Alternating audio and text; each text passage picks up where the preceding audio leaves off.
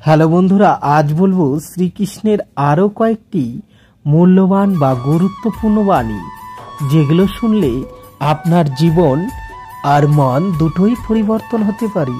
তাই ভিডিওটি মন দিয়ে প্রথম থেকে দেখার জন্য অনুরোধ করছি।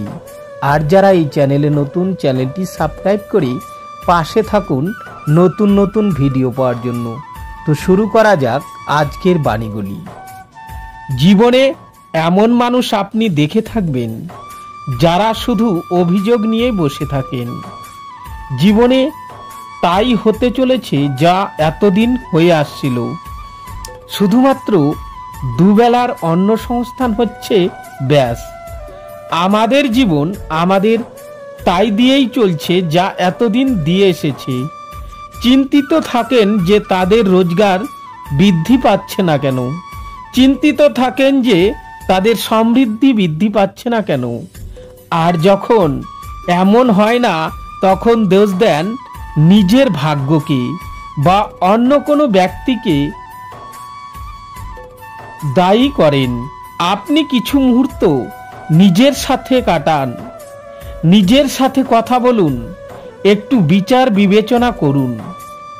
আপনি বুঝতে পারবেন আপনি আজ সেইটুকুই পাচ্ছেন যা আপনি এতদিন পেয়ে এসেছেন, কারণ আপনি তাই করছেন যা আপনি এতদিন ধরে করে এসেছেন। বিশেষ কিছু নয়, নতুন কিছু নয়। জীবনে যদি বিশেষ কিছু পেতে হয় তবে তার জন্য বিশেষ পরিশ্রমও করতে হবে, কঠিন পরিশ্রমও করতে হবে, নতুন কিছু করে দেখাতে হবে। যদি কোনো গরুর থেকে আপনি পুষ্টিকর দুধের আশা করেন তাহলে তার আরো পুষ্টিকর খাওয়ানো উচিত। চেষ্টা দিয়ে আসে প্রগতি, আর সম্পূর্ণ থেকে আসে সমৃদ্ধ। চেষ্টা আর সম্পূর্ণ বাড়িয়ে তুলুন, তাহলে দেখবেন আপনি জীবনে থেকে যা চাইবেন তাই অবশ্যই পাবেন। তাই ভালোবেসে বলুন রাধা রাধা। ব্রজের লাঠি খেলা দোল অত্যন্ত জনপ্রিয়। শুধু এই কারণে নয়, শ্রীকৃষ্ণের আর রাধার গোলকে অপূর্ণ থাকার কাহিনীর অংশ, বরং এই কারণেই যে এর মধ্যে যে প্রেম, সাহস আর বীরত্বের ভাব আছে। দেখুন, গোপীদের গোয়ালাদের সাথে দোল কিছুতেই খেলতে চায় না, আর অন্যদিকে গোয়ালারা প্রতিজ্ঞা করেছে যে প্রেমের এই উৎসব আমরা প্রেমের সাথেই পালন করব, নয়তো কোথাও যাব না আমরা। এবার গোপীদের থাকা লাঠি তাদের জেদ আর তিরস্কারের প্রতীক, অন্যদিকে গোয়ালাদের হাতে থাকা ঢাল তাদের অটুট ইচ্ছের প্রতীক, যা শত আঘাত সহ্য করেও নিজের প্রেমিককে নিজের ভালোবাসার রঙে রাঙিয়ে দেয়, আর শেষ পর্যন্ত সে তার প্রেমিককে পেয়েই যায়। অর্থাৎ প্রতিটা বাধা, প্রতিটা তিরস্কারের উপরে বিজয়ী হতে গেলে তা সম্ভব হবে শুধুমাত্র অটুট ইচ্ছে দিয়ে আর অনন্ত ভালোবাসা দিয়ে। তাই আসুন আমার সাথে ভালোবেসে বলুন রাধা রাধা। বিরোধিতা এমন এক শব্দ যা শুনলে আমরা সবাই ভয় পেয়ে থাকি। যদি কেউ আমাদের বিরোধিতা করে তা আমাদের সহ্য হয় না। আমরাও কারো বিরোধিতা করে আমরাও বিরোধিতা করতে চাই না। এই ধরনের ভাবনা আমাদের মনে আসতেই থাকে। কিন্তু বিরোধিতা এই শব্দ আপনার শান্তির জন্য, আপনার সুখের জন্য কতটা গুরুত্বপূর্ণ তা আপনারা জানেন না।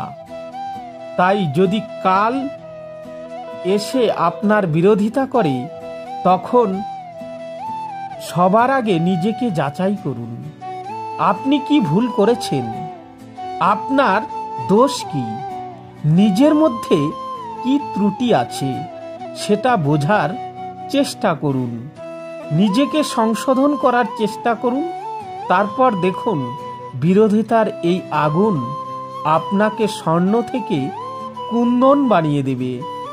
বলা হয় এই সংসারে খারাপ বেড়েই চলেছে, কিন্তু তার কারণ এ নয় যে খারাপ মানুষ বেড়ে চলেছে। তার কারণ হলো যে ভালো মানুষ, যাদের ভালো চিন্তা, ভালো বিচারধারা আছে, তারা খারাপের বিরোধিতা করতে পারে না। যদি আপনার সম্মুখে কোনো খারাপ কর্ম হয়, তাহলে তার বিরোধিতা করতে সংকোচ করবেন না, কারণ বিরোধিতার এই আগুন মন্দকে পিছুপা হতে অবশ্যই বাধ্য করে। রাধা রাধা। জীবনে আপনি এরকম মানুষও দেখবেন যারা এটা বলে, ভাবে, নিজেকেও বলে যে উনি সেই এমন ব্যক্তি যার মতো আমি হতে চাই। ঠিক আছে, কারো থেকে প্রেরণা নেওয়াটা কোনো ভুল নয়, কিন্তু কখনো কখনো এই প্রেরণা গুরুত্বহীন হয়ে পড়ে, আর আমরা শুরু করে দেই সেই ব্যক্তিকে নকল করতে। এখানেই থেকে যায় আমাদের উন্নতি। এবার দেখুন, সংসারে শত কোটি রঙের ফুল আছে, কিন্তু তারা কখনো একে অপরকে নকল করে না। নকল করে না তারা রং, নকল করে না তাদের সুগন্ধ। তাহলে আমরা করি কেন? প্রতিটা ব্যক্তির মধ্যে কোনো না কোনো প্রতিভা অবশ্যই থাকে, যা ফুটিয়ে তোলার সময়ও আমাদের কাছে থাকে, কিন্তু সেই মানুষ সেই প্রতিভা নির্মাণ করার পরিবর্তে সময় নষ্ট করে অন্য কারো মতো হওয়ার জন্য, কাউকে নকল করার জন্য। এটা করবেন না। সময়কে ব্যবহার করুন নিজের অস্তিত্ব নির্মাণ করার জন্য, কারণ কারো ছায়া হওয়ার থেকে ভালো আপনি কারো প্রেরণা হয়ে উঠুন। রাধা রাধা। আমরা সকলে পাথুরে রাস্তা এড়িয়ে চলি, কারণ এই পাথর আমাদের যাত্রা আরো বেশি কঠিন করে তোলে, আমাদের পা আহত করে দেয়।